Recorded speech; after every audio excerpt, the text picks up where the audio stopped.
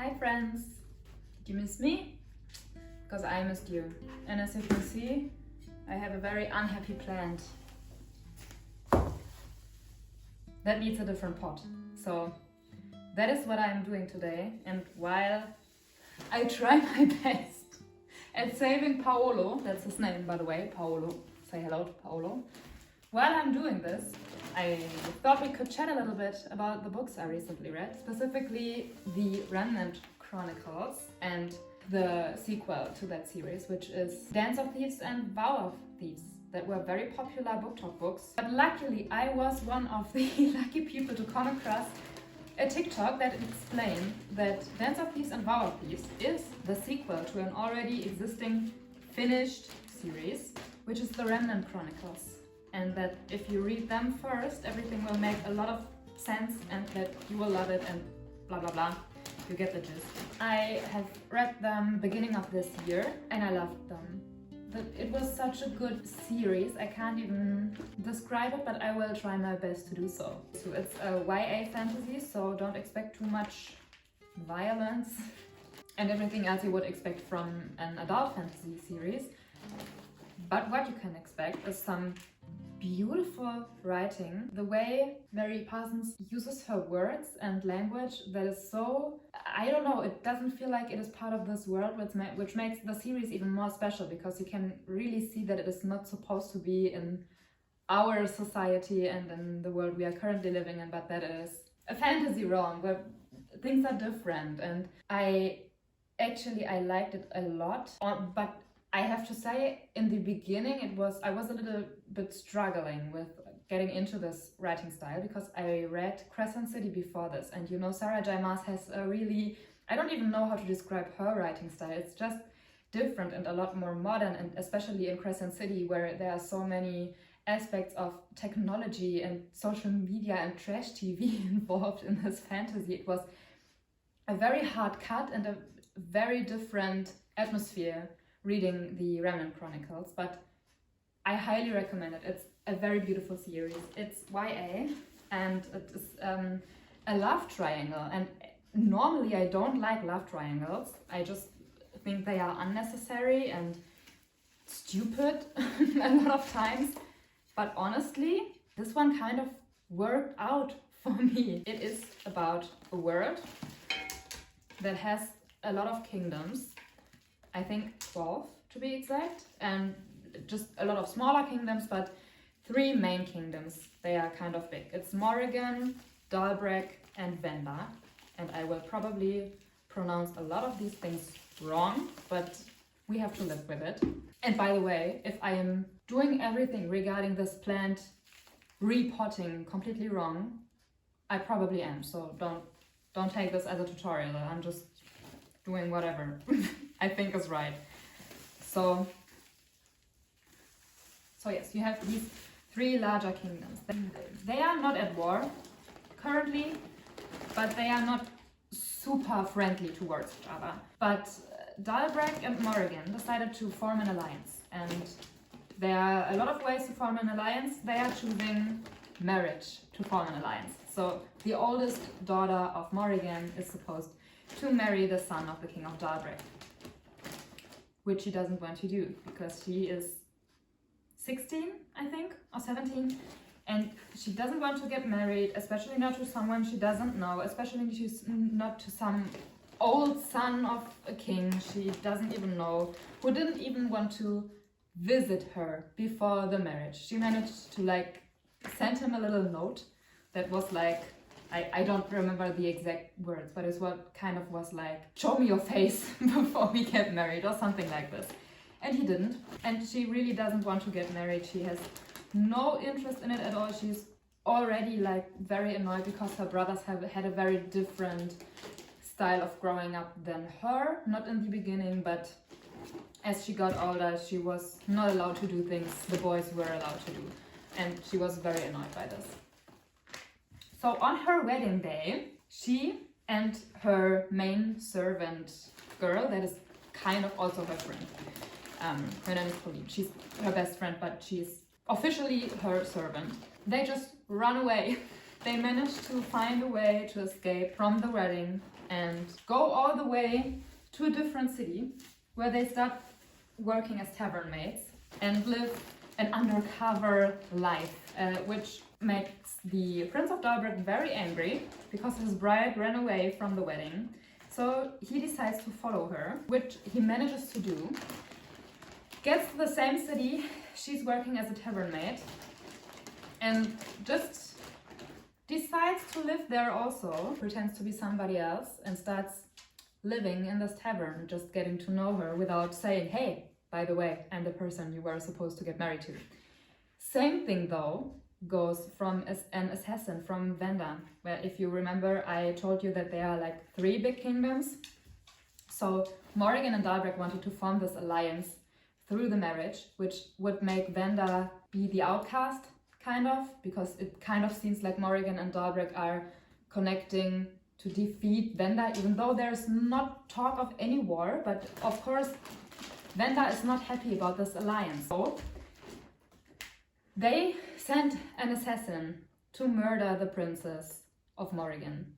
So our Vendan assassin finds out she ran away from the wedding, also follows her through all the forests she went through, also lands in the small city, finds her in this tavern, kind of befriends this prince guy. Prince and assassin kind of get there at the same time and meet and are both hanging around all the time, getting to know our cute little princess, who's not so cute and little, and are just living there and kind of course, what would you expect? Both of them falling in love with her.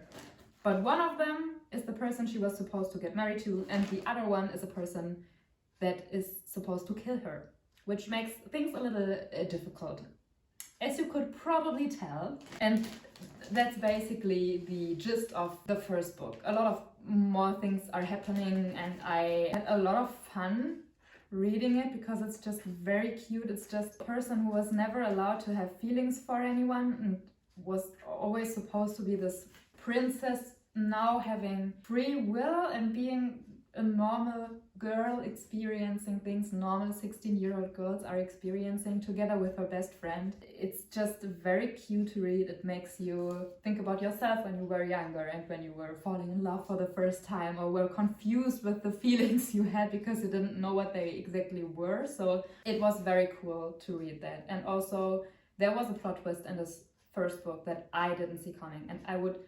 really love to know if you have read these books. You probably know what I'm talking about, because one option is that I am very stupid, very stupid, that I didn't see this coming, or the second one is that everyone was fooled in the first book. But if you have read it, please let me know if you know what I'm talking about, and if you fell for it or if you were right from the beginning. Would very much like to know. I won't say more because I don't want to spoiler any of you who haven't read the series yet. But yeah, that's basically the first book. And you know, there are 2 more books, so you could probably tell that it doesn't work out for her, that she can just stay in this tavern forever and be a maid and not think about the kingdoms anymore. There are a lot of secrets to be uncovered, and of course it's a fantasy series. Right now it doesn't really sound like a fantasy, it just sounds like a love triangle from former times. But it's not, because there is actually a little amount of magic that exists in these kingdoms, which is the ability to see or feel the future. These people are not exactly seers in the traditional way you would expect, that they have visions all the time. It's more that there are some people in the world, because there were the ancients who were able to control everything and were so mighty and so powerful, and then the gods got angry at the ancients. Things started to get messed up, and a lot of parts of the world were destroyed. There were the first remnants, they are calling them, who were leading people towards cities and building new foundations for cities and stuff like this. And that's how the kingdoms were formed. And there are always these stories people tell about the former times with the ancients and the stars and the magic. And some people have the ability to kind of see or feel, not necessarily only the future, but also the present, and they have this like extra sense for the world. Our main princess Leah is supposed to have it, because every first daughter of Morrigan is supposed to have the ability to have this seeing capability, but she's just not, it's not really working for her, which is very frustrating. And she also tries to figure out who she is, because everyone is expecting her to be like her mother and to be this powerful tool kind of for a kingdom to depict the future. And she's also confused why she is not having this extra sense.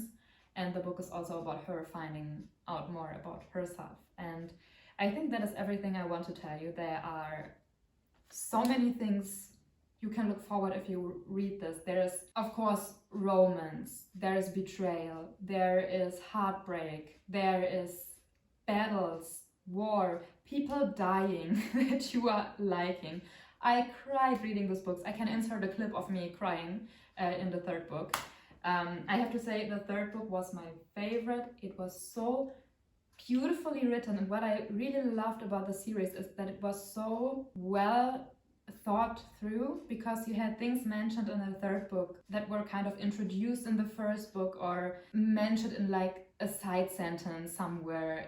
You didn't think it was that important, and then it got mentioned again in book 2 or book 3, and I don't know, it was just so heartwarming and great, and a lot of adventures happening, especially in part 2 and 3. I really had a lot of fun reading it. I wasn't expecting it from the first pages I read there. I wasn't quite sure if it was for me, but after these pages, excellent. Loved it a lot. Highly recommend you to read it, if you couldn't tell already. And then after that I read the sequel, which is Dance of Thieves and Vow of Thieves. And it is in the same world, the same kingdoms. Of course, some things have changed due to things that happened in the first 3 books. I don't want to tell you too much, because there are a lot of spoilers for the first books involved if you want to try and summarize the plot of the sequel, but someone needs to go somewhere to steal something. Very roughly explained, but that's the gist. And they have to go somewhere which is not a kingdom, it's something else. But there is also a leader. It's just not a kingdom. Let's just say the other kingdoms don't accept these rulers as another kingdom. They are just there, ruling over something they think they are allowed to rule. I'm sorry for the vagueness, but I really don't want to tell too much. And yeah, they go there, and through some events that were not supposed to happen, the leader of this part of the world and the person who was sent there to steal something are forced to escape together. Maybe you can tell if I tell you romance is involved in this book, that it is kind of a mixture. I would honestly say it's a mixture of forced proximity, enemies to lovers, and honestly also kind of forbidden love, very, very lightly. But it's a mixture of these 3 aspects that leads to the romance aspect we have in this book.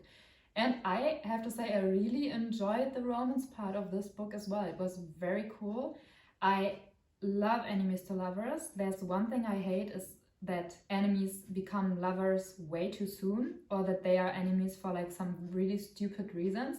In this book, not the case. The romance aspect happens faster than you would it's not cruel prince enemies to lovers vibes. It's a little less, and it doesn't take that long for them to develop feelings for each other and also to like act on those feelings. But there is a lot of additional aspects that really hinder this love to prosper, and a lot of suppressed feelings, a lot of secrets kept from the other person, betrayal. It is also very thought through, everything that is happening. It all makes sense in the end. It is very, I don't know, I really enjoyed it a lot, because it also dealt with problems and issues of this specific society in this world, and how differently people are treated when they are from different regions, and history that also plays a big aspect. How can I say this? History that is kind of perceived differently in every region, because every region twisted the things that happened in the past to their liking, kind of. So nobody knows what happened exactly 100%, but everyone has their opinion, which leads to them not being united but more divided. And the book also deals a lot with these issues. Yeah, and I don't even know what I can tell you, how I can tell you more without telling you too much, but I liked it a lot. Yeah, I just wanted to share my opinion with you, and I would love to hear your opinion about these books if you have read them, or leave me a comment if you are deciding to read them because of my opinion. I don't believe so, but if you are, I'm very happy. Yeah, I hope my plant will be more happy now that he is in his new environment. Paolo, please be happy. I also have a beautiful big pot for him. Let me quickly put him into his new home pot. Oh no, I made a mess. Ta-da! And he needs water. I will water him soon. I hope you enjoyed me talking about books while I created this mess. And I hope to see you in my next video. Bye!